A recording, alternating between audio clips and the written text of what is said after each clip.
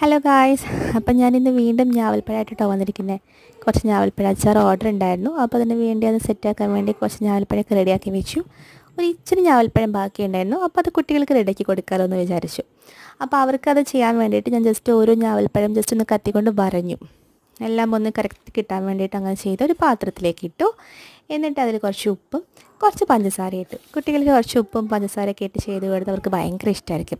നമ്മുടെ പോലെ ഞാവൽപ്പഴം നമുക്കൊക്കെ എങ്ങനെ വേണമെങ്കിലും നമ്മൾ കഴിക്കുമല്ലോ, നമുക്ക് ആ ഒരു ചവർപ്പൊക്കെ ഇഷ്ടമായിരിക്കും. പക്ഷേ അവർക്കങ്ങനെ പെട്ടെന്ന് പിടിക്കില്ല. അപ്പോൾ അതുകൊണ്ട് ജസ്റ്റ് ഒന്ന് കുറച്ച് സ്വീറ്റ് ആയിക്കോട്ടെ, കുറച്ച് പുളിയൊക്കെ ആയിക്കോട്ടെ എന്ന് വിചാരിച്ചിട്ടാണ് ഒരു ഇച്ചിരി ഉപ്പും പഞ്ചസാരയൊക്കെ ഇട്ട് കുലുക്കി എടുത്തത്. അപ്പോഴേക്കും ഇത് എല്ലാവരും വന്നിട്ടുണ്ട് കേട്ടോ.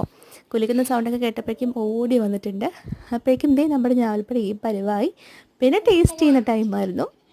ആ മുഖത്ത് സന്തോഷം കണ്ടാൽ തന്നെ നിങ്ങൾക്ക് അറിയാമല്ലോ എത്രത്തോളം ടേസ്റ്റ് ഉണ്ടായിരുന്നു എന്നുള്ളത്. അപ്പോൾ ഇത് രണ്ടുപേരും ഓരോന്ന് വെച്ച് കഴിച്ച് അവർക്ക് ഭയങ്കര ഇഷ്ടമായി, സൂപ്പറായി എന്നൊക്കെ പറഞ്ഞിട്ടുണ്ട്.